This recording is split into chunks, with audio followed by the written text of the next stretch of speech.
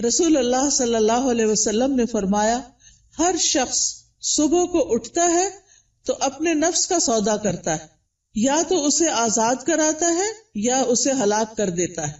یعنی یا تو اچھے کام کرتا ہے، نیکی کے کام کرتا ہے جن کی وجہ سے وہ دوزخ سے بچ جاتا ہے، یا پھر ایسے کام کرتا ہے کہ جو اس کو ہلاک کر دے، یعنی تباہی کی طرف لے جائیں.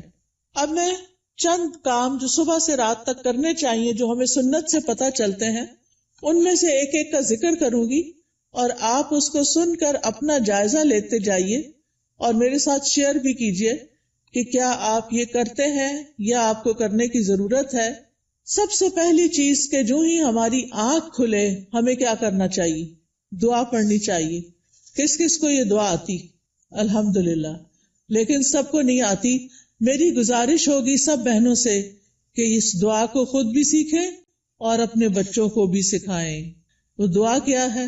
الحمدللہ الذی احیانا بعدما اماتنا والیہ النشور. اور ایک اور دعا بھی ہے، اگر وہ بھی آتی ہے تو ٹھیک، نہیں تو وہ بھی اچھا ہے. الحمدللہ الذی رد علی روحی واذن لی بذکرہ. اللہ کا شکر ہے جس نے میری روح لوٹا دی اور مجھے اپنے ذکر کی اجازت دے دی، کہ مجھے توفیق دے دی. کیونکہ آپ دیکھیں کتنے ہی لوگ ہیں جو سوتے ہیں تو پھر جاگتے نہیں. ابھی ریسنٹلی میری ایک بہت عزیز ساتھی کے ہسبینڈ کا انتقال ہوا ہے.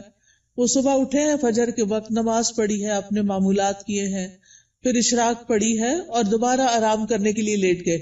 ہم میں سے اکثر لوگ یہ کرتے ہیں نا، راتیں چھوٹی ہوتی ہیں، موسم بھی گرم ہوتا ہے، رات کو سوتے ہوئے دیر ہو جاتی ہے تو انسان پھر کیا کرتا ہے، اٹھنے کے بعد پھر لیٹ جاتا ہے. اور وہ اسی طرح لیٹ گئے ہیں لیکن پھر دوبارہ نہیں اٹھے. ہمیں سے کسی کو نہیں پتا کہ جب وہ سوئے گا تو دوبارہ اٹھے گا یا نہیں. اس لیے معمول بنا لیجئے کہ ذکر کر کے سونا ہے اور اٹھتے ہوئے بھی اللہ کا شکر ادا کرنا ہے کہ اس نے ہماری روح، ہماری جان ہمیں واپس لوٹا دی. تو دن کا آغاز اللہ کی حمد و ثنا، اللہ کی تعریف اور اس بات کے ساتھ وَإِلَيْهِ النُّشُورِ کے واپس جانا ہے. ہماری واپسی بھی اللہ کی طرف سے. جس نے ہمیں زندہ کیا، پیدا کیا، وہی ہمیں موت دے گا. پھر آپ دیکھیے کہ اس کے ساتھ ہمیں یہ بھی یاد رکھنا چاہیے کہ کائنات کی ہر چیز تسبیح کر رہی ہے اللہ کی تعریف بیان کر رہی ہے. قیامت کے دن سب سے افضل بندے وہ ہوں گے جو کثرت سے اللہ کی تعریف کرتے ہیں. حمادون ان کو کہتے ہیں. اور ایک دفعہ الحمدللہ کہنا میزان کو نیکیوں سے بھر دیتا ہے. یعنی صبح صبح اب ہم الحمدللہ کہیں تو گویا ہم نے اپنے لیے ایک بہت بڑا ذخیرہ نیکیوں کا اکٹھا کر لیا. اور ویسے بھی شکر ادا کرنا جو ہے وہ اللہ تعالیٰ کو بہت پسند ہے. پھر آپ دیکھیں کہ جب یہ کہتا ہے نا کہ وَإِلَيْهِ النُّشُورِ، کہ دوبارہ اسی کی طرف جی اٹھنا ہے، تو قبر سے بھی اٹھنا ایسا ہی ہے جیسے کوئی بستر سے اٹھتا ہے. کسی کو اچھے خواب آتے ہیں وہاں اور کسی کو نہیں آتے. قبر میں بھی کچھ لوگ تو خوشحال ہوں گے اور کچھ لوگ برے حال میں ہوں گے. بہرحال قیامت کے دن سب کو اٹھنا ہوگا. تو انسان موت کو یاد کرتے ہوئے، اپنے مقصد کو سامنے رکھتے ہوئے کہ واپسی بھی ہے، اس طرح دن کا آغاز کرے تاکہ اچھے سے آغاز کرے. اس کے بعد سب سے پہلا کام آپ کیا کریں گے؟ بیڈ ٹی پئیں یا کچھ اور کریں گے؟ نماز فجر اسی وقت پڑھیں گے جب آپ فجر کے لیے اٹھیں گے. جو لوگ اس وقت نہیں اٹھتے وہ بہت بڑا نقصان کر لیتے ہیں. لہذا دن کا آغاز فجر کی نماز سے. فجر کی نماز پہلی نماز ہے صبح کی، اس کی بڑی امپورٹنس ہے. اللہ تعالیٰ نے بندوں پر 5 نمازیں فرض کی ہیں اور رسول اللہ صلی اللہ علیہ وسلم نے فرمایا جس نے انہیں ادا کیا اور ان کا حق ہلکا سمجھتے ہوئے ان میں سے کچھ ضائع نہ کیا تو اللہ تعالیٰ کا اس کے لیے قیامت کے دن یہ عہد ہے کہ اس کو جنت میں داخل فرمائے. اور جس نے ان کو ادا کیا مگر ان کا حق ہلکا سمجھتے ہوئے، معمولی چیز سمجھتے ہوئے نماز کو ان میں سے کچھ ضائع کر دیا تو اللہ کا کوئی وعدہ نہیں، چاہے تو عذاب دے چاہے تو معاف کر دے. تو اس لیے دن کا آغاز اللہ کی نافرمانی سے نہیں کرنا. کس سے کرنا؟ فرما برداری سے. اور فرما برداری میں پہلی فرما برداری نماز. پہلا سوال قیامت کے دن نماز کا ہوگا. اگر اسی ٹیسٹ میں فیل ہو گئے تو آگے اور مشکلات ہو جائیں گی. اللہ سبحانہ تعالی دن میں 2 بار فرشتوں سے بندوں کی نماز کے بارے میں خبر لیتے ہیں، ایک فجر اور ایک عصر۔ وہ پوچھتے ہیں جب تم گئے تھے ان کے پاس تو کیا کر رہے تھے؟ فرشتے بتاتے ہیں وہ نماز پڑھ رہے تھے۔ جب تم نکلے تو کیا کر رہے تھے؟ کیونکہ عصر اور فجر میں شفٹ چینج ہوتی ہے فرشتوں کی۔ عصر کے وقت رات کے فرشتے آ جاتے ہیں ڈیوٹی پر، اور فجر کے وقت دن کے فرشتے آ جاتے ہیں۔ تو وہ بتاتے ہیں کہ ہم نے انہیں اس حال میں چھوڑا کہ وہ نماز پڑھ رہے تھے، اور اس حال میں ان کے پاس پہنچے کہ وہ نماز پڑھ رہے تھے۔ فجر کی نماز کے بارے میں آتا ہے، وہ آدمی ہرگز آگ میں نہیں جائے گا جس نے سورج نکلنے سے پہلے اور سورج کے غروب ہونے سے پہلے نماز پڑھی، یعنی فجر اور عصر۔ رسول اللہ صلی اللہ علیہ وسلم نے یہ بھی فرمایا کہ جس نے صبح کی نماز پڑھی وہ شام تک اللہ کے ذمے ہے، یعنی اللہ کی حفاظت میں ہے۔ تو فجر کی نماز بہت امپورٹنٹ نماز ہے، اور نماز پڑھنے والے سے اللہ کا رزق کا وعدہ ہے، اس لیے خود بھی نماز ادا کریں اور گھر والوں کو بھی اٹھائیں، پیار سے، محبت سے، امپورٹنس بتا کے کہ وہ سوتے نہ رہے، کیونکہ اس کی نحوست ہوتی ہے۔ فجر کی نماز میں 2 سنتیں پڑھنا بہت ضروری ہے۔ کچھ لوگ صرف فرض پڑھتے ہیں نا، تو فجر میں آپ سنت نہیں چھوڑ سکتے۔ حضرت عائشہ رضی اللہ تعالی عنہا بتاتی ہیں کہ آپ صلی اللہ علیہ وسلم نے فرمایا، فجر سے پہلے کی 2 رکعتیں دنیا اور جو کچھ اس میں اس سے بہتر ہے۔ نبی صلی اللہ علیہ وسلم نے ان 2 رکعتوں کو دنیا کی ہر چیز سے قیمتی قرار دیا۔ اور جو سویا رہے اس کے بارے میں آتا ہے، نبی صلی اللہ علیہ وسلم کے پاس ایک ایسے آدمی کا ذکر کیا گیا جو رات سے صبح تک سوتا ہی رہا۔ آپ نے فرمایا یہ ایسا شخص ہے جس کے کان، یا فرمایا دونوں کانوں میں شیطان پیشاب کرتا ہے، یعنی غافل ہو جاتا ہے پھر۔ اور اسی طرح ایک اور خواب آپ صلی اللہ علیہ وسلم تو اس میں آپ کو دکھایا گیا کہ ایک شخص تھا جس کا سر پتھر سے کچلا جا رہا تھا۔ وہ قرآن کا حافظ تھا، لیکن قرآن سے غافل ہو گیا اور فرض نماز پڑھے بغیر سو جاتا تھا، یعنی نماز نہیں پڑھتا تھا اور سویا رہتا تھا۔ نماز پڑھتے ہوئے ایک چیز یہ بھی خیال کرنی ہے کہ خشوع کے ساتھ نماز پڑھنی۔ خشوع کا مطلب رونا نہیں ہوتا، بلکہ دل کا متوجہ ہونا ہوتا ہے، یعنی شعور کے ساتھ رب سے مناجات کریں، اطمینان اور خشوع سے سجدہ کریں، یعنی پورے سکون کے ساتھ، کیونکہ ایک سجدے کی وجہ سے اللہ تعالیٰ ایک درجہ بڑھا دیتے ہیں اور ایک گناہ مٹ جاتا ہے۔ نماز کے فوراً بعد کیا کرنا چاہیے؟ اذکار، شابش۔ نماز کے بعد اگر کوئی مصلی پر بیٹھا رہے تو جب تک اس کا وضو نہیں ٹوٹتا فرشتہ اس کے لیے دعا کرتا ہے، اللہم اغفر لہ، اللہم ارحمہ، اے اللہ اس کی بخشش فرما دے، اے اللہ اس پہ رحم فرما۔ یعنی آپ مصلی پہ بیٹھے ذکر کر رہے ہیں، تسبیحات پڑھ رہے ہیں، دعائیں کر رہے ہیں، اور فرشتہ آپ کے لیے دعائیں کرنا شروع ہو گیا ہے۔ تو ہم میں سے ہر ایک کو فرشتوں کی دعائیں لینی چاہیے۔ اسی طرح ہر نماز کے بعد 33 بار سبحان اللہ، 33 بار الحمدللہ، اور 34 بار اللہ اکبر پڑھنا چاہیے، اور آخر میں لا الہ الا اللہ وحدہ لا شریک لہ لہ الملک ولہ الحمد وہو علی کل شیء قدیر پڑھا جائے تو جو ایسا کرے گا اس کے سارے گناہ معاف کر دیے جائیں گے۔ ٹھیک ہے، چاہے وہ سمندر کی جھاگ کے برابر ہو۔ کتنی بڑی بات ہے نا یہ، اس لیے اس کا اہتمام کیا رکھنا ہے۔ اگر کسی وجہ سے آپ مصروف ہیں، 33 بار نہیں پڑھ سکتے تو 10 بار بھی پڑھ سکتے ہیں۔ ٹھیک ہے، پھر یہ کہ انگلیوں پر تسبیح کریں، کیونکہ انگلیاں قیامت کے دن کیا کریں گی؟ گواہی دیں گی۔ ہر فرض نماز کے بعد آیت الکرسی ضرور پڑھیں۔ اس کا فائدہ کیا ہے؟ جی، ایسے شخص کو موت کے علاوہ کوئی چیز جنت میں لے جانے سے نہیں روک سکتی۔ اتنا بڑا اجر و ثواب۔ میں یہ ساری باتیں اس لیے کر رہی ہوں کہ آپ اپنا جائزہ لیں۔ اگر کوئی چیز چھوٹ گئی ہے، بھول گئی ہے، پتہ ہے لیکن کرتے نہیں، تو کرنا شروع کر دیں۔ وہ دن جس میں یہ باتیں کریں گے آپ، اس کی نسبت بہت زیادہ اجر و ثواب والا ہوگا جس میں آپ یہ نہیں کریں گے۔ دنیا کے کام کبھی ختم نہیں ہو سکتے، لیکن ہمیں کیا کرنا چاہیے؟ اپنے اذکار، اپنی عبادات کو بھولنا نہیں۔ اسی طرح ہم میں سے اکثر لوگ کہتے ہیں مجھے نظر لگ گئی، وہ فلانے نے جادو کر دیا، وہ گھر میں یہ شر ہو گیا۔ تو اس کا حل بتایا گیا ہے کہ ہر نماز کے بعد قل هو اللہ 1 دفعہ، قل اعوذ برب الفلق 1 دفعہ، اور قل اعوذ برب الناس 1 دفعہ پڑھے۔ یہ نماز کے بعد پڑھنی چاہیے۔ اچھا، اب آپ دیکھیے کہ بعض لوگ بیمار ہوتے ہیں، کوئی ایسی تکلیف ہوتی ہے ان کو سمجھ نہیں آتی، وہ پڑھ کے اپنے ہتھیلی پہ پھونک مار کے اپنے سر سے، منہ اور پورے جسم پر اپنا ہاتھ پھیر لیا کریں. اس سے انشاءاللہ ان کا شر بھی دور ہو جائے گا، ان کی بیماری بھی ختم ہوگی. نماز کے بعد کیا کرنا چاہیے؟ صبح شام کے اذکار، پروٹیکشن کی دعائیں. آپ میں سے کس کس کے پاس ایاک نستعین کتاب ہے؟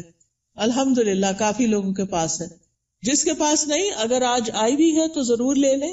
اور انگلش میں بھی ہے، اس میں ٹرانسلیٹریشن کی ہوئی ہے.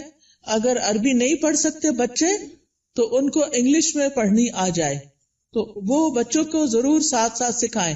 ہر ماں خود اپنے پڑھنے کے ساتھ اپنے بچوں کو بھی سکھائے. تو اگر زبانی یاد نہیں تو دیکھ کے پڑھ لیجئے. انشاءاللہ جب آپ پروٹیکشن کی دعائیں پڑھیں گے تو آپ نظر سے، حسد سے اور بہت سے شر سے بچ جائیں گے. ٹھیک ہے نا؟ ایسا نہیں کہ لوگوں کی نظر تیز ہوتی ہے، ایسا ہے کہ ہمارے اوپر پروٹیکشن وال نہیں ہوتی کیونکہ ہم اذکار نہیں کرتے. اور پھر آپ دیکھیے کہ اگر کوئی شخص آپ میں سے جیسے بزرگ خواتین جن پہ بچوں کی، چھوٹے بچوں کی ذمہ داری نہیں یا گھر کے بہت سارے کام کاج نہیں، تو وہ فجر کی نماز سے سورج طلوع ہونے تک بیٹھے رہے مصلی پر. کیونکہ رسول اللہ صلی اللہ علیہ وسلم نے فرمایا جو شخص صبح کی نماز جماعت کے ساتھ ادا کرے پھر بیٹھا اللہ کا ذکر کرتا رہے یہاں تک کہ سورج نکل آئے، پھر 2 رکعتیں پڑھے اشراق کی، یعنی اس کے لیے ایک حج اور عمرے کا ثواب ہے. کوئی معمولی اجر ہے؟ کتنا بڑا اجر کما لیتے ہیں وہ لوگ جو تھوڑا صبر سے بیٹھے رہتے ہیں فجر کے بعد اور نفل پڑھ کے اٹھتے ہیں، اور 2 رکعتیں ہی پڑھنی ہوتی ہیں. تو انسان کا دل، اس کی روح، یہ سیراب ہو جاتے ہیں ان اعمال سے جو ابھی تک میں نے آپ کو بتائے. آپ کے لیے خیر و برکات کے دروازے کھل جاتے ہیں، دنیا اور آخرت میں سلامتی کا ذریعہ ہے، عظیم اجر و ثواب کا ذریعہ ہے، شر کے آنے سے پہلے، تکلیف کے آنے سے پہلے، واقع ہونے کے بعد اسے ہٹانے کا ذریعہ ہے. یہ دعائیں، یہ جو میں بتا رہی ہوں نا پروٹیکشن کی دعائیں جو ہیں، رب کے سامنے فقر اور عاجزی کا اظہار بھی ہے، اللہ تعالیٰ کی نعمتوں کا اعتراف بھی ہے. اور یہ ایسے ہی ہے جیسے کوئی دشمن سے بچنے کے لیے اپنے آگے کوئی وال کھڑی کر لے. تو انشاءاللہ اگر ساری نہیں بھی پڑھ سکتے تو معوذتین، بسم اللہ الذی لا یضر، اعوذ بکلمات اللہ التامات من شر ما خلق، اور کچھ اور مختصر دعائیں پڑھ کے اپنے اوپر بھی پڑھیں اور بچوں کو بھی پڑھنا سکھائیں. اس کے بعد کیا کریں گے یہ بتائیے؟ تلاوت کریں، چاہے تھوڑی سی کیوں نہ کریں. اور اگر میں سمجھتی ہوں بچوں کے اسکول جانے کا وقت ہوتا ہے تو اپنی تلاوت کا وقت نہیں رہتا، پھر آپ کیا کریں؟ اپنے فون پر قرآن مجید کا کچھ نہ کچھ حصہ ریگولر لگا دیں. کوئی پورے قرآن کو ڈاؤن لوڈ کر لیں، اب تو ایسی ویب سائٹس بھی ہیں، وہاں سے آپ شروع کریں، الحمد سے الناس تک پورا کریں. ہر روز تلاوت لگا دی، بچے بھی تیار ہو رہے ہیں، آپ بھی کچن میں کام کر رہی ہیں اور ساتھ ساتھ تلاوت سنیں. کیوں؟ ان الذین یتلون کتاب اللہ واقاموا الصلاۃ وانفقوا مما رزقناہم سرا وعلانیۃ یرجون تجارۃ لن تبور. بے شک جو لوگ اللہ کی کتاب کی تلاوت کرتے ہیں، اور تلاوت کا عربی میں معنی فالو کرنا بھی ہوتا ہے، سمجھ کے پڑھنا، اور انہوں نے نماز قائم کی اور جو کچھ ہم نے انہیں دیا ہے اس میں سے انہوں نے پوشیدہ اور ظاہر خرچ کیا، وہ ایسی تجارت کی امید رکھتے ہیں جو کبھی برباد نہ ہوگی. یہ لوگ اللہ کے ساتھ ایک بزنس کر رہے ہیں. یہ چیزیں یہ پڑھتے ہیں، تلاوت کرتے ہیں، قرآن پڑھتے ہیں، لوگوں پہ خرچ کرتے ہیں، تو یہ اللہ کے ہاں ایسا اجر، اتنا پروفٹ پائیں گے کہ سوچ بھی نہیں سکتے، تاکہ وہ انہیں ان کے اجر پورے پورے دے اور اپنے فضل سے انہیں زیادہ بھی دے. بے شک وہ بے حد بخشنے والا نہایت قدردان ہے. تو پیاری بہنوں، تلاوت کو نہیں چھوڑنا، چاہے ایک صفحہ کیوں نہ ہو، ایک ربع کیوں نہ ہو، ہاف جز کیوں نہ ہو، ایک پارہ کیوں نہ ہو. میرے ایک بہنوئی تھے، فوت ہو گئے، اللہ تعالیٰ ان پہ رحم فرمائے. وہ چاند کی پہلی تاریخ کو پہلا سپارہ پڑھتے اور آخری کو آخری سپارہ پڑھتے، اور اس طرح ہر مہینے پورا قرآن ختم کر لیتے. تو جن لوگوں کی بہت زیادہ مصروفیات ہیں، ریٹائرڈ لائف گزار رہے ہیں، ان کو کیا کرنا چاہیے؟ قرآن کی تلاوت زیادہ کرنی چاہیے، کیونکہ قرآن جو ہے یہ غموں کا علاج ہے، شفا ہے، سکون کا ذریعہ ہے، اس لیے اس کو نہیں چھوڑنا. ایک حرف پڑھنے کا کتنا اجر ہے؟ 10 گنا.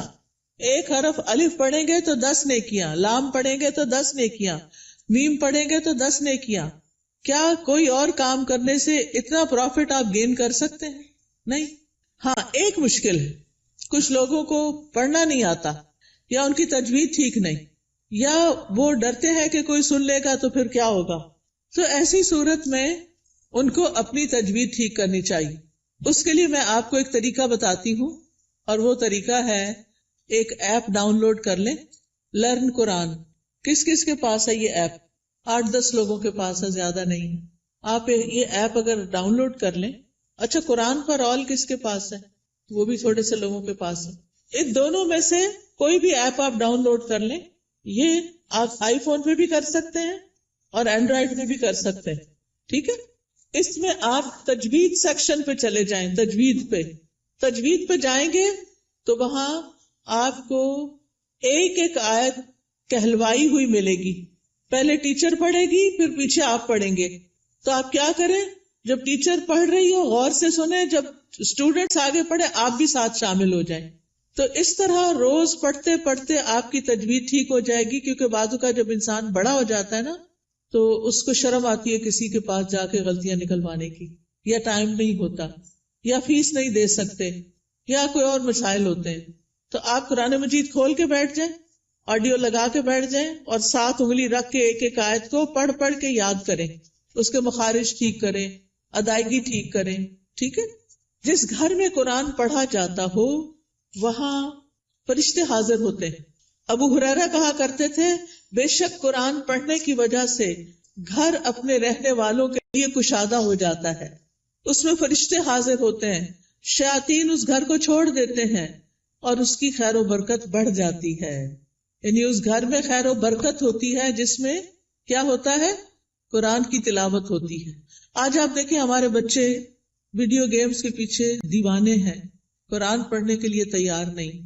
ہم اپنے پیچھے کیا چھوڑ کے جا رہے ہیں؟ آپ کو پتا نا، جب بچے قرآن پڑھتے تو ماں باپ کو بھی ثواب ملتا ہے کیونکہ انہوں نے ان کو پڑھوایا. لیکن اگر ہمارے بچے قرآن ہی نہیں پڑھ رہے تو مرنے کے بعد کون ہمارے لیے دعائیں کرے گا، کون ہمارے لیے کچھ کرے گا؟ تو اس لیے پیاری بہنوں، آپ ان کے لیے عملی نمونہ بنو، رول ماڈل بنو. آپ گھر میں ان کے بیچ میں بیٹھ کے تلاوت کرو، سیکھو. اگر نہیں تو انہیں بتائے، میں اب دیکھو اس ایج میں سیکھ رہی ہوں، چلو ہم سب مل کے سیکھتے ہیں. ان کو بھی ساتھ بٹھا لیں، چھوٹی سی گھر میں کلاس بنا لیں، 2-3 بچے اور آپ خود بیٹھ جائیں. اگر آپ کے ہسبینڈ بھی ساتھ بیٹھ جائے تو بہت ہی اچھا ہے. اگر یہ نہیں ہوتا تو کوئی ٹیچر ہائر کریں جو گھر پہ آئے، یا آپ اس کے پاس لے جائیں یا آن لائن پڑھائیں. لیکن اس فریضے سے آپ نے کوتاہی نہیں کرنی کہ بچوں کو قرآن سکھا کے جانا ہے دنیا سے. اور جس گھر میں قرآن نہیں پڑھا جاتا وہ اپنے رہنے والوں کے لیے تنگ ہوتا ہے، نحوست ہوتی ہے اس میں. فرشتے اس گھر کو چھوڑ دیتے ہیں، شیاطین آ جاتے ہیں اور اس گھر کی خیر و برکت کم ہو جاتی. تب ہمارے اوپر ہے نا، ہم کیا چاہتے ہیں. قرآن مجید صرف موبائل سے نہیں پڑھیں، وہ بھی ٹھیک ہے اگر نسخہ نہیں ہے آپ کے پاس، لیکن مصحف ہونا چاہیے. اور مصحف کو اپنے سرانے رکھا کریں. سرانے سے مطلب بیڈ سائڈ ٹیبل ہے نا، وہاں رکھا کریں. کیونکہ قبر میں بھی قرآن سرانے کی طرف سے آئے گا اور بچائے گا. اگر دنیا میں ساتھ نہیں رکھا نا، قبر میں نہیں آئے گا. سمجھ آ گئی بات؟ تو ابھی سے اس کو پاس رکھے، ساتھی بنائیں تاکہ قبر میں بھی وہ آپ کے ساتھ ہو.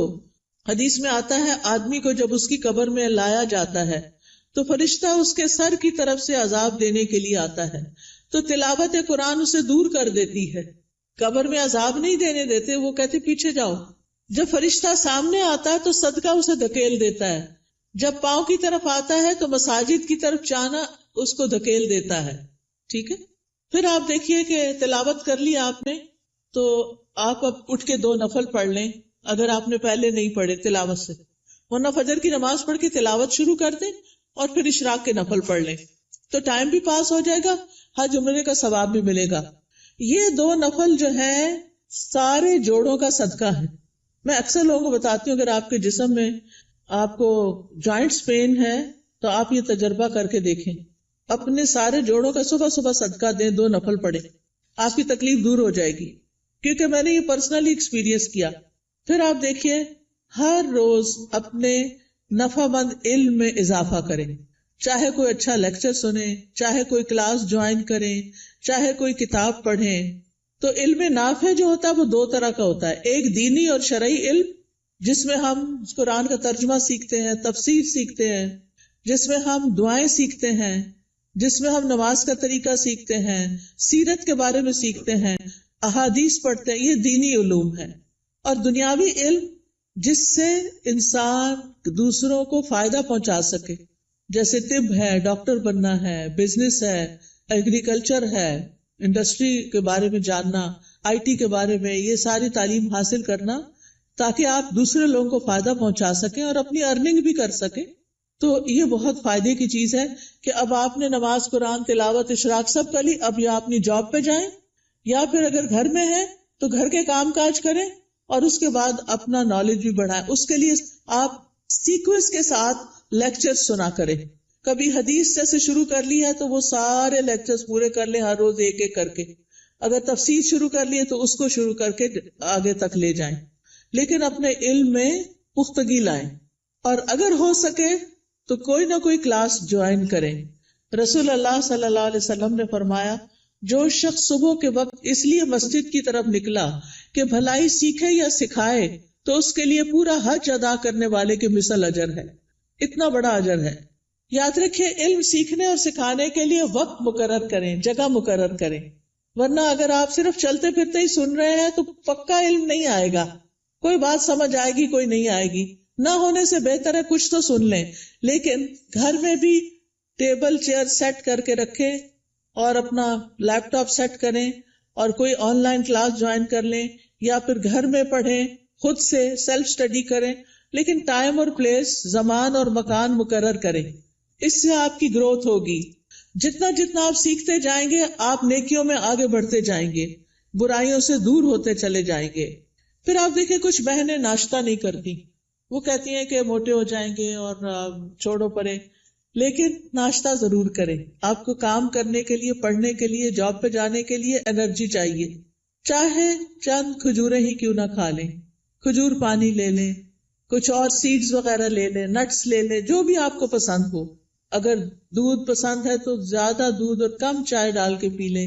بہت سے لوگ صرف کافی پی لیتے ہیں تو وہ درست نہیں کہ آپ اپنے آپ کو صرف ایسی چیزوں پر کہ جو آپ کے اندر کیفین ڈالے اور آپ صرف اس کی وجہ سے ایکٹیو اور غذائیت نہ ہو، تو آپ دیکھیں کہ پھر آپ سے بہت سے کام ہو نہیں پاتے، آپ جلدی تھک جاتے ہیں. تو اس کو بھی بچائیے. اپنے جسم کی حفاظت بھی عبادت ہے، ٹھیک ہے نا؟ جسم کی حفاظت بھی عبادت ہے. یہ نہیں کہ سب کی ٹیک کیئر کرتے کرتے اپنے آپ کو بھلا کے رکھ دیں اور پھر کسی کام کے نہ رہیں، نمازیں بھی بیٹھ کے شروع کر دیں. یہ نہیں ہونا چاہیے. پھر آپ دیکھیے کہ کھانا بھی عبادت ہے. بسم اللہ پڑھ کر کھائیں، بیٹھ کر کھائیں. میں نے دیکھا ہے کہ بعض اوقات لوگ اس بات کی پرواہ نہیں کرتے، چلتے پھرتے کھا رہے ہوتے، خاص طور پر مائیں کچن میں کام کر رہی ہیں، اپنا ناشتہ رکھ لیا، ادھر سے ایک نوالا لیا، ادھر کام کیا. یہ درست نہیں. آپ کے بچے بھی یہی کریں گے. چھوٹے بچوں کو بھی میں نے دیکھا ہے وہی بھاگتے دوڑتے کھا رہے ہوتے ہیں. یہ درست طریقہ نہیں ہے. سنت طریقے سے کھائیں، کھانا عبادت ہو جائے گا. پھر دائیں ہاتھ سے کھائیں اور پیئیں، ہر گھونٹ پہ الحمدللہ کہیں. پھر کھانا کھا کر بھی دعا کریں. کس کس کو آتی ہے دعا؟ پڑھیں مل کے ذرا کھانا کھانے الحمدللہ. کچھ لوگوں کے ہونٹ نہیں ہلے، یا تو دعا نہیں آتی یا بخل کیا انہوں نے پڑھنے میں. اگر نہیں آتی تو کوئی حرج نہیں، سیکھ لیں، آپ کا دن عبادت بن جائے گا. ہمارے دین میں صرف نماز پڑھنا عبادت نہیں. ہم نے ابھی آیت میں کیا سنا؟ نماز پڑھو اور نیکی کرو. وہ کون سی نیکی ہیں جو نماز کے علاوہ ہیں؟ وہ یہی نیکیاں ہیں. اپنی کیئر کرنا بھی نیکی ہے اور بسم اللہ پڑھ کے کھانا بھی نیکی ہے، الحمدللہ کہنا بھی نیکی ہے. جو بندہ پانی پی کر الحمدللہ کہتا ہے اللہ اسے راضی ہو جاتا ہے، خوش ہو جاتا ہے. کہ یہ مشکل کام تو نہیں اللہ کو راضی کرنا، بشرطے کہ ہمارے کچھ آداب اور مینرز ایسے ہوں. صبح صبح اپنے آپ سے سیلف ٹاک کیا کریں اور کہا کریں میری ساری زندگی میرے رب کے لیے، میں اللہ کی بندی ہوں، اللہ کی فرما بردار بنوں گی، اللہ کا حکم مانوں گی، اللہ کو راضی کروں گی. اپنے آپ سے یہ باتیں کیا کریں. میں ہر کام اللہ کی پسند کا کیا کروں گی، کیونکہ جو آپ سوچتے ہیں بولتے ہیں پھر وہ کرتے بھی ہیں. ٹھیک ہے نا؟ کیونکہ ہمارے دل میں کیا ہوتا ہے، فلاں کیا کہے گا، اس کو خوش کرنا، اس کو راضی کرنا، فلانا کام کرنا، فلانا. ٹھیک ہے وہ سب کریں لیکن اپنا خیال بھی رکھیں.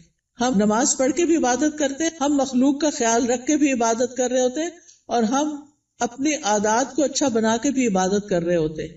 تو ہمیں اپنا ایمان بھی بڑھانا ہے اور ایمان بڑھانے والا ماحول بھی قائم کرنا ہے. اپنے گھر کا ماحول، اپنے سوشل سرکل کا ماحول ایمان بڑھانے والا. آپ ایسے لوگوں سے ملیں جن سے ملنے کے بعد آپ کا ایمان اوپر جائے، اور ان لوگوں سے ذرا دور رہیں، اسپیس دیں جن سے مل کے آپ کی طبیعت خراب ہوتی ہے، اور وہ ایسی غیبت کرتے ہیں کہ آپ کا ایمان خراب کر دیتے ہیں. کیونکہ میں نے دیکھا ہے کہ بہت دفعہ خواتین سب بچے وغیرہ اسکول گئے، ہسبینڈ آفس گئے، اب کیا شروع ہو گئے، موقع مل گیا ان سب کی شکایتیں کرنے کا. کبھی اماں کو شکایت لگا رہے ہیں، کبھی دوست کو لگا رہے ہیں، روزانہ کی روٹین. کچھ لوگوں کو تو ہمیں فون کرنا ہی ہوتا ہے کہ ہمارے دوست ہوتے ہیں، آ نہیں سکتے، ہم جا نہیں سکتے، تو ہم فون پہ باتیں کرتے ہیں. اور اب تو فیس ٹائم اور پتہ نہیں کیا کیا باتیں کرنے کے ذریعے آ گئے ہیں دور بیٹھے لوگوں سے بھی. ایک دن ایک بچی نے مجھے فون کیا، رو رہی ہو. میں نے کہا کیا مسئلہ ہے تمہیں، کچھ اور کی طرف سے تکلیف ہے؟ نہیں کوئی تکلیف نہیں، تمہارے رزق کی کمی نہیں، وہ بھی کمی نہیں، میرے پاس ہر نعمت. میں نے کہا پھر کیوں رو رہی ہیں؟ کہتی ہے وہ میری بھابھی نے میری امی کا جینا حرام کر رکھا ہے. میں نے کہا آپ کو کیسے پتا چلا؟ یعنی مجھے لیٹسٹ خبر دے رہی تھی کہ آج میری بھابھی نے یہ فساد گھر میں کیا. میں نے کہا وہ اللہ کے بندے آپ کو بتاتے کیوں ہیں؟ وہ یو کے میں رہتی تھی. میں نے کہا آپ پاکستان کی خبریں یو کے میں سن کے رو کے کینیڈا میں رپورٹ کر رہی ہیں، ساری دنیا کو سر پہ اٹھائے ہوئے ہیں. کیا فائدہ ایسی زندگی کا؟ اگر ہمارے گھر میں کوئی جھگڑا نہ تو اللہ کے واسطے بیٹیوں کو آرام سے اپنے گھر میں رہنے دیں، اپنے جھگڑوں کو گھر میں خود ہی نپٹا لیں. بہو کی شکایتیں بیٹی کو، بیٹی کی شکایتیں باپ کو، اس کو یہ چھوڑ دیں. یہ سکون برباد کرنے والی چیزیں ہیں. بات کریں تو علم کی بات کریں، اچھی کسی کو کھانا پکانے کی ٹپ دیں، کوئی بیمار ہے تو اس کو صحت کے لیے کوئی مشورہ دیں، لیکن اس قسم کی باتیں نہ کریں کیونکہ یہ غیبت ہے. اور آپ کی نے جو صبح سے وہ اٹھی ہوئی ہے نا اور جو کچھ کیا ہے سب صفائی ہو جائے گی، شام ہونے سے پہلے سب کچھ ختم. تو اس لیے بہت ضروری ہے کہ ہم کیا کریں، اپنی زندگی کا جائزہ لیں کہ کون سی چیزیں ایمان بڑھانے والی ہیں اور کون سی گھٹانے والی ہیں. ایمان گھٹانے والے کام، گناہ کے کام، نافرمانی کے کام، جھوٹ اور بخل. پھر آپ دیکھیں کہ اپنے جسم اور اپنی روح کا خیال کرنے کے لیے اپنے آپ کو صاف ستھرا رکھیں، یہ بھی عبادت ہے. آپ نے وہ حدیث سنی ہوگی نا، صفائی نصف ایمان ہے، وہ بچپن میں رٹا دیتے ہیں. اپنے جسم کی صفائی، ایکسٹرا بالوں کی صفائی، اپنے کپڑوں کی صفائی، اپنے گھر کی صفائی پہ لگ جائیں. اور کس نیت سے کہ یہ عبادت ہے. میں اپنا ماحول صاف کر رہی ہوں، اپنے گارڈن کو صاف کر رہی ہوں، اپنی کھڑکیاں صاف کر رہی ہوں، جو بھی کریں. اور ایک ہی دن میں سب کچھ نہیں کریں، پھر نماز بھی نہیں پڑھی جائے گی. اپنا اسکیجول بنا کے سیٹرڈے کو یہ کرنا، سنڈے کو یہ، منڈے کو یہ، اور کس کام میں کس کو ساتھ لگانا ہے. بچوں کو لگانا ہے، ہسبینڈ کو لگانا ہے، اپنی کسی فرینڈ کو بلا کے ساتھ لگانا ہے. وہ سارا کچھ لکھ کے رکھ لیں اور اکیلی اپنی جان پہ زیادہ بوجھ نہ ڈالیں. ٹھیک ہے. پھر اپنے جسم، ناخن، بال، دانتوں، ان سب کی صفائی کا اہتمام. مسواک رب کو راضی کرنے کا ذریعہ ہے. پھر وضو کے بعد کی دعا، پھر اذان سن کے اس کی دعا. پھر کوئی بھی ایسی چیز جو آپ کو پریشان کرتی ہے اس کے بارے میں اپنے رب پر توکل کہ یا رب تو ہی کرنے والا ہے، میں تیری ہی طرف رجوع کرتی ہوں، تجھ سے ہی دعا کرتی ہوں. اور رب سے دل ہی دل میں باتیں کیا کریں. کسی بھی طرح کے حالات ہوں، اللہ کی رحمت سے نا امید نہ ہوں، اللہ کی رحمت سے پر امید رہیں. باہر گروسری کرنے جا رہے ہیں، کوئی بھی کام کر رہے ہیں، اس کے ساتھ اپنا غور و فکر اور ذکر جاری رکھیں. تمام دن اللہ کے ذکر سے اپنی زبان کو تر رکھیں. یعنی دنیا کے کام کرتے ہوئے جب زبان یعنی کہ خالی ہے، کچھ بھی بولنے کو نہیں، تو اللہ کا ذکر دل ہی دل میں اور زبان سے کرتے رہیں، کیونکہ اس سے آپ کے دل میں سکون رہے گا، آپ کی روح سرشار رہے گی. ایک دفعہ سبحان اللہ اور الحمدللہ کہنے سے زمین آسمان بھر جاتا ہے. اور یہاں پر کچھ کارڈز بھی ہم آپ کے لیے لائے ہیں جن میں اذکار ہیں، تو اپنے کام کاج سے فارغ ہو کے آپ وہ ذکر کر سکتے ہیں، جیسے یہ تسبیحات ہیں. پھر اسی طرح اگر آپ کو رزق کی تنگی ہے تو یہ رزق میں کشادگی کے لیے دعائیں ہیں. پھر اگر کسی اہم کام میں آپ کو مشورہ کرنا تو یہ استخارہ ہے، استخارہ کیسے کریں اور اس کی دعا. پھر اسی طرح اللہ کا شکر ادا کرنے کے لیے یہ الحمدللہ کا کارڈ ہے، یہ دعائیں ہیں شکر ادا کرنے کی، اللہ کی تعریف کی، کیونکہ اللہ کی تعریف کرنے والے قیامت کے دن سب سے افضل بندے ہوں گے. پھر یہاں کچھ تسبیحات بتائی گئی ہیں، ان کا انگلش میں بھی ٹرانسلیشن ہے جن کے بہت بڑے بڑے فائدے ہیں. پھر آپ دیکھیے اگر قرض سے پریشان ہیں، مالی معاملات میں، تو یہ دعائیں ہیں، ان کا بھی انگلش ٹرانسلیشن موجود ہے. پھر یہ پروٹیکشن کی دعائیں ہیں. تو آپ دیکھیے کہ معمولی قیمت کے یہ کارڈ جو ہیں آپ کی زندگی میں بہت بڑی تبدیلی لا سکتے ہیں. تو آپ نے اگر یہ سارے اپنے گھر میں رکھے ہوئے ہوں ایک دن ایک اٹھا کے پڑھ لیجئے، دوسرے دن دوسرا پڑھ لیجئے، تیسرے دن تیسرا پڑھ لیجئے، اور اس طرح آپ کا ذکر کے ساتھ ایک رابطہ قائم ہو جائے گا۔ کثرت سے توبہ استغفار کریں۔ اگر کوئی مسائل ہے زندگی میں، کوئی پریشان کر رہی ہے چیز، تو استغفار کی کثرت، استغفر اللہ کی تسبیح کر سکتے ہیں، اللہم اغفر لی کی تسبیح کر سکتے ہیں۔ پھر اسی طرح وقت کا بہتر سے بہتر استعمال کریں۔ وقت جو ہے وہ بہت قیمتی نعمت ہے، ایک دفعہ اگر وقت چلا جائے تو دوبارہ نہیں آتا، اس لیے ہر دن کو مفید اور پروڈکٹیو ڈے بنائیں۔ رسول اللہ صلی اللہ علیہ وسلم نے فرمایا، دو نعمتیں ایسی ہیں جن کے بارے میں اکثر لوگ خسارے میں ڈالے گئے ہیں، ایک تندرستی اور دوسرے فراغت، کہ اس سے وہ فائدہ نہیں اٹھاتے جتنا اٹھانا چاہیے۔ بیمار ہو کر تو انسان کچھ کر نہیں سکتا، جب تک اللہ آپ کو چلتا پھرتا رکھے آپ عبادت بھی خوب دل بھر کے کریں اور بندوں کی خدمت بھی کریں اور فضول قسم کی ایکٹیویٹیز میں اپنا وقت ضائع نہ کریں۔ آپ دیکھیے کہ ہمارے دن میں کئی ڈسٹریکشنز ہوتی ہیں، خاص طور پر فون کی وجہ سے۔ ہم نے کوئی اپنے گول سیٹ کیے ہوئے ہوتے کہ آج کے دن میں نے یہ اور یہ کام کرنے ہیں، آپ کرنا شروع کرتے ہیں کہ اتنے میں بیل بج جاتی ہے، آپ فون اٹھا لیتے ہیں اور کہیں سے کہیں پہنچ جاتے ہیں، اور جو کرنے کا کام تو وہ دھرے کا طرح رہ گیا۔ تو اس چیز سے بھی آپ نے کانشیس رہنا ہے، کچھ وقت کے لیے فون بند کر دیا کریں اور اس وقت اپنے کرنے کے کام پہلے پورے کریں، پھر اس کے بعد فون کھولیں، تاکہ آپ کا دن نتیجہ خیز دن ہو۔ جب انسان اپنے کرنے کے کام کر لیتا ہے تو اس کو ایک خاص سیٹسفیکشن ہوتی ہے، خاص خوشی نصیب ہوتی ہے۔ تو آپ اپنے کرنے کے کاموں کی لسٹ بنائیں، اپنے مقاصد کو دہرایا کریں، بے مقصد چیزوں سے خود کو دور رکھیں، اور جو ٹارگٹ آپ حاصل کرنا چاہتے ہیں اس کے لیے دیکھیں کہ آپ کو کیا کیا چاہیے، وہ بھی لکھ لیں۔ پھر اسی طرح کاموں کو لٹکائیں نہ، تاخیر نہ کریں، وقت پر کریں، روٹین بنائیں تو کام سارے ہی ہو جائیں گے، کیونکہ ہیپ ہیزرڈ کبھی کچھ کر لیا، کبھی کچھ کر لیا، کبھی کچھ کر لیا، بہت وقت ضائع ہوتا ہے۔ ایک کام کرتے ہوئے آپ کو یہ پتا ہونا چاہیے کہ نیکسٹ کیا کرنا ہے مجھے، یہ نہیں کہ اوہو آج میں یہ تو کرنا بھول ہی گئی، یہ تو پڑھا ہی نہیں، یہ تو کیا ہی نہیں۔ پھر آپ دیکھیے کہ جتنے بھی اطاعت کے کام، عبادت کے کام ہوتے ہیں، اس میں مشقت لگتی ہے، محنت لگتی ہے، اس کے لیے اپنے نفس سے جہاد کرنا پڑتا ہے، اپنے نفس کو کنٹرول کرنا پڑتا ہے، کیونکہ کامیاب بھی وہی ہوتا ہے جو نفس کا تزکیہ کر لیتا ہے۔ قد افلح من تزکا وذکر اسم ربہ فصلی، فلاح پا گیا جس نے پاکیزگی اختیار کی اور اپنے رب کا نام یاد کیا، پھر نماز پڑھی، یہ ہے کامیاب ہونے والے۔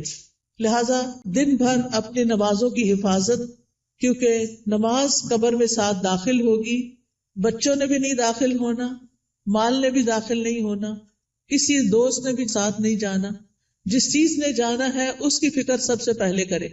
نبی صلی اللہ علیہ وسلم سے سوال کیا گیا کہ سب سے افضل اعمال کون سے ہیں، تو آپ نے فرمایا نماز کو اس کے اول وقت پر ادا کرنا، ٹائم ہو تو بلا وجہ تاخیر نہ کریں، فوراً پڑھ لیں، اور پھر نماز کی 12 سنتیں بھی ادا کیا کریں دن بھر میں، کیونکہ ایسا کرنے والے کے لیے جنت میں گھر بنا دیا جاتا ہے۔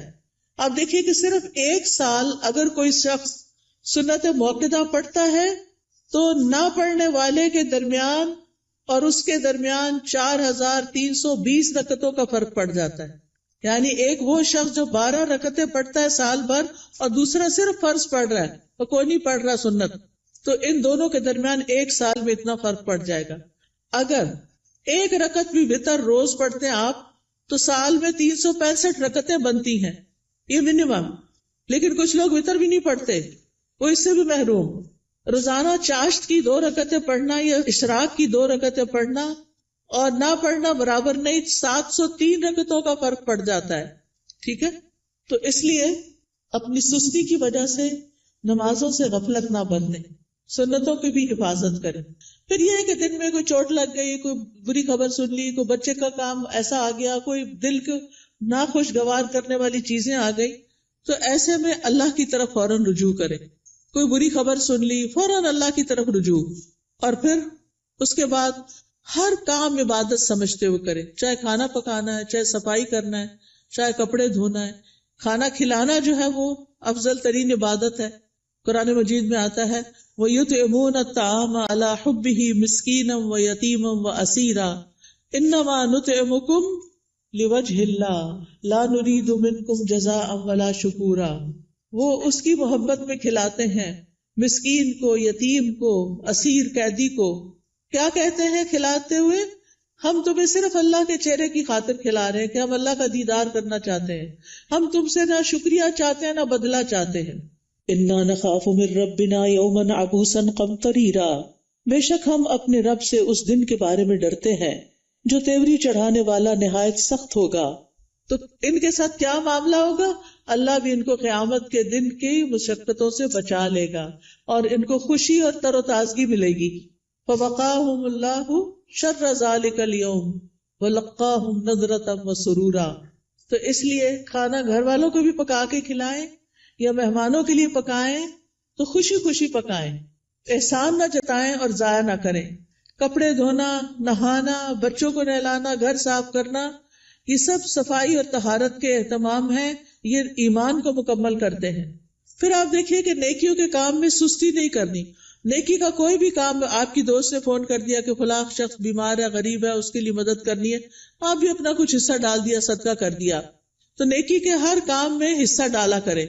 حضرت ابوبکر کے بارے میں آتا ہے، نبی صلی اللہ علیہ وسلم کی مجلس میں لوگ بیٹھے ہوئے تھے، آپ نے پوچھا آج تم میں سے کس نے روزے کی حالت میں صبح کی ہے؟ حضرت ابوبکر رضی اللہ عنہ نے عرض کیا میں نے. آپ نے پوچھا آج کس نے مریض کی عادت کی؟ انہوں نے کہا میں نے. آپ نے پوچھا تم میں سے جنازے میں کس نے شرکت کی؟ انہوں نے کہا میں نے. آپ نے پوچھا کس نے مسکین کو آج کھانا کھلایا؟ تو ابوبکر کہتے ہیں میں نے رضی اللہ عنہ. تو نبی صلی اللہ علیہ وسلم نے فرمایا جب کسی شخص کے لیے ایک ہی دن میں یہ خصلتیں جمع ہو جائیں وہ جنت میں ضرور داخل ہوگا. یہ جنت میں جانے والے کام. اچھا ہمیں پتہ چلتا رہتا ہے کوئی بیمار ہے، جب کہتے اچھا اللہ اس کو شفا دے، بس ادھر ہی بیٹھ گئے، خبر نہیں لیتے. ہمیں پتہ ہوتا ہے کہ کوئی بھوکا ہے یا نہیں کھانا پکا سکتا یہ کھا سکتا، ہم کر سکتے ہیں تو ہم توجہ نہیں کرتے. ہم راشن کا انتظام کر سکتے، ہم کسی بھی طرح مدد کر سکتے ہیں، لیکن اس کی طرف توجہ کرنے کی ضرورت ہے. پھر اللہ کی نافرمانی سے بچیں، جہنم کو سامنے رکھتے ہوئے گناہوں سے بچیں. یعنی صرف نیکی کے کام کرنا کافی نہیں، گناہوں سے بچنا بھی بڑا ضروری ہے. پھر لوگوں کے ساتھ معاملہ کرتے ہوئے اچھے اخلاق سے پیش آئیں. سب سے پہلا حق آپ کے اوپر والدین کا ہے. زندہ ہیں تو ان کی زیارت کو جائیں، ان سے بات کریں، ان کے لیے دعائیں کریں، ملاقات کریں تو ان کی پیشانی چومیں، ہاتھ چومیں، کیونکہ والدین سب سے زیادہ حسن سلوک کے مستحق ہیں. نماز میں ان کے لیے دعائیں کریں. فوت ہو گئے ہیں تو ان کے لیے دعا کے علاوہ صدقہ کیا کریں. گھر والوں کے لیے باعث خیر بنیں. اپنے گھر والوں کو آگ سے بچائیں، ان کو نیکی اور دین کی طرف لا کر. پھر اسی طرح جہاں بھی بیٹھے خیر پھیلانے والے بنے، دوسروں کا بھلا کرنے والے، دوسروں کو فائدہ پہنچانے والے. کسی کو کوئی اچھا مشورہ دے دینا، کسی کا کوئی دل ہلکا کر دینا، کسی کو کوئی کسی چیز کے بارے میں رہنمائی کر دینا، علم سکھانا. آپ دیکھیے کہ بعض اوقات علم سکھانا مال خرچ کرنے سے بھی افضل ہے. کیوں؟ اس لیے کہ مال خرچ کرنے سے ختم ہو جاتا ہے اور علم سکھانے سے بڑھ جاتا ہے اور پکا ہو جاتا ہے. اس لیے چاہے اپنے بچوں کو سکھائیں، چاہے اپنے بہن بھائیوں کو کچھ نہ کچھ چھوٹا موٹا کنٹریبیوشن کرتے رہا کریں. جو اچھی باتیں آپ کو پتہ چلی ہیں وہ دوسروں کو بھی بتائیں. اس کے لیے آپ کے گھر میں کتابیں ہونی چاہیے، آپ کو کوئی نہ کوئی کلاس جوائن کرنی چاہیے تاکہ آپ سیکھیں اور سکھائیں. اس کے لیے کوئی بہت پی ایچ ڈی کرنے کی ضرورت نہیں ہوتی، وہ چند لوگ بھی کر لے تو کافی ہو جاتے ہیں. باقی لوگ روز مرہ کی چھوٹی چھوٹی چیزیں اور خاص طور پر خواتین اپنے بچوں کی تربیت کرتے ہوئے ان کو آداب اور مینر اور اخلاق سکھائیں گے تو یہ بہت بڑی کنٹریبیوشن ہوگی، وہ آپ کے لیے صدقہ جاریہ بنے گی. تو لوگوں کے ساتھ اچھے اخلاق سے پیش آئیں. ابن قیم کہتے ہیں آدمی کی برکت یہ ہے کہ وہ جہاں بھی مقیم ہو خیر کی تعلیم دے، خیر پھیلائے. تو اچھے اخلاق سے بھی انسان خیر پھیلا رہا ہوتا ہے. پھر اسی طرح دور پار ریلیٹیوز کی خبر گیری کرنا، پڑوسیوں کی خبر گیری کرنا، مریضوں کی خبر گیری کرنا، ملاقات کے وقت سلام کرنا، اپنے آس پاس کے لوگوں کا ہاتھ پٹانا، ان کے ساتھ تعاون کرنا.